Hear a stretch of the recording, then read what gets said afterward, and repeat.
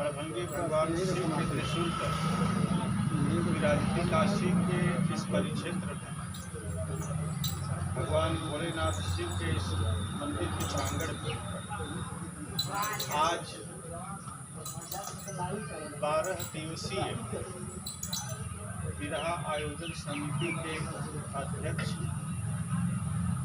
छोटे भाई श्री दिनेश यादव गायक जी के विशेष इच्छा और सौजन्य से आयोजित इस महायज्ञ में पधारे आप सभी महानुभावों का और महान विभूतियों का और मानवीय दृष्टिकोण में मानवीय व्यवहार में आस्था रखने वाले आप सभी बंधुओं का हार्दिक अभिनंदन करता हूँ, स्वागत करता हूँ। आज से 2 दिन पहले भारतीय पशुपालक संघ के राष्ट्रीय अध्यक्ष भाई विजय बहादुर यादव जी और भाई दिनेश यादव गायक जी का सारनाथ आवास पर आगमन हुआ और आप सबकी भावांजलि भाई विजय लाल यादव जी के प्रति देख करके ये योजना और ये भाव वहाँ पर तय हुआ कि इस तरीके का अनुष्ठान करके समाज के प्रति और कला के प्रति अपने जीवन को समर्पित करने वाले इस व्यक्तित्व के जीवन को आगे निर्विघ्न संपादित होने के लिए इस अनुष्ठान का आयोजन किया जाना चाहिए और इसी परिप्रेक्ष्य में ये आयोजन आज हुआ। आज जितने लोग भी यहाँ पर मौजूद हैं सभी भाइयों अपने अपने तरीके से अपनी अपनी आहुति दिया है इस यज्ञ कुंड में। और दोस्तों कहते हैं कि जब कोई भी कलाकार अपनी कला की साधना में होता है, जो कि आज हम जिसके बारे में बात कर रहे हैं, जिसके लिए आज हम यहाँ पर इकट्ठा हुए हैं, वो कला जगत के मनीषी कला की साधना किया उन्होंने और इतनी बड़ी दुर्घटना होने के बाद अगर किसी प्रकार की कोई खरोच नहीं आई तो निश्चित रूप से उसके कारणों पर भी हमें एक बार विचार करना होगा कि वो कौन सा ऐसा कारण रहा होगा जिसकी वजह से इतनी दुखद घटना होते हुए भी आज वो घटना दुखद नहीं रहेगी बल्कि हम सबके लिए सुखद होगी। और इसके पीछे कौन सा ऐसा कारण रहा होगा, मैंने बहुत विचार किया और विचार करने के बाद मन से और आत्म रूप से जो आवाज़ स्पंदित हुई उसके केंद्र में मैंने ये महसूस किया कि जब एक कलाकार, जब एक लोकगीत का कलाकार जब अपने मंच पर अपने साज सज्जा के साथ अपनी भावनाओं के साथ जब वो पब्लिक के सामने, जनता के सामने होता है और जब वो अपनी कला का प्रस्तुतिकरण कर रहा होता है तो आप अक्सर देखते हैं कि कलाकार अपनी कला की प्रस्तुति के समय अक्सर अपनी सुध बुध खो जाता है और जब वो सुध बुध खो जाता है तो उस कला का जो मिलन है, जब आत्मा और परमात्मा के मिलन की जो बिंदु है, जो परिकल्पना की जाती है, जब एक कलाकार अपनी कला की साधना के समय परमात्मा से सीधे जुड़ जाता है, क्योंकि उस समय किसी भी प्रकार का छल और किसी भी प्रकार का वो भाव जो लौकिक रूप से उससे संपादित किया जाता है, वो भाव उसके मन में जरा सा भी नहीं रह जाता जब सीधे उसका कनेक्शन आत्म रूप से जुड़ जाता है परमात्मा के साथ। और ये लगातार कार्यक्रम देते देते हर कार्यक्रमों में उसका तार भगवान के साथ जुड़ता है, उस परमात्मा के साथ उसका भाव जुड़ा रहता है। उतने देर तक वो अपने कला की प्रस्तुति करते हुए भी वो साधना काल में हो जाता है,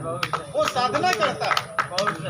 और इसलिए उसके जीवन का ज़्यादा से ज़्यादा समय उस परमात्मा के साथ जुड़ाव में व्यतीत होता है। और कहते हैं भगवान श्री कृष्ण ने गीता में कहा है कि आपके कर्मों का फल देना ये हमारा काम है, अपना कर्म करो और फल की चिंता छोड़ दो। तो जब एक कलाकार अपनी कला की साधना कर रहा होता है तो अपना कर्म कर रहा होता है, वो फल की साधना नहीं करता, फल की इच्छा नहीं करता, इसीलिए भगवान ने उसे फल के रूप में जीवन दान दिया। ये कलाकार की साधना होती है, इसलिए कलाकार बहुत महान होता है और कलाकार उसको सब कहते हैं जो कल को आकार देता है और कल को आकार देने वाला ही कलाकार होता है। और आज उस साधना में अगर ताकत नहीं होती, उस साधना में अगर दम नहीं होता, उस साधना का महात्म नहीं होता, जैसा कि मैंने विजय लाल यादव जी के मुखार बिंदु से सुना कि उन्हें खुद भी विश्वास नहीं हुआ कि मैं गाड़ी से कैसे बाहर आया और मैं अपनी आंखों के सामने अपनी गाड़ी को पलटते हुए देख रहा हूँ, मैं सड़क के किनारे बैठा हूँ। ये दृश्यांकन करना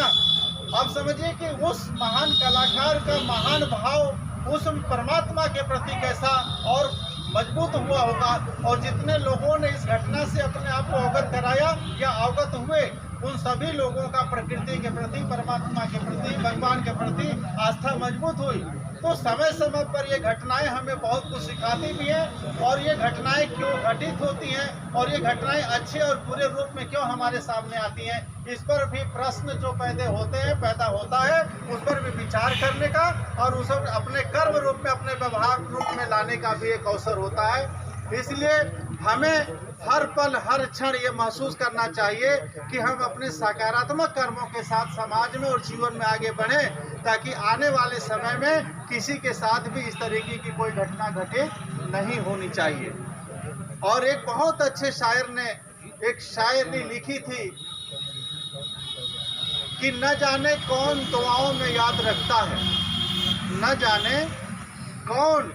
दुआओं में याद रखता है, जब भी डूबता हूं तो दरिया उछाल देता है।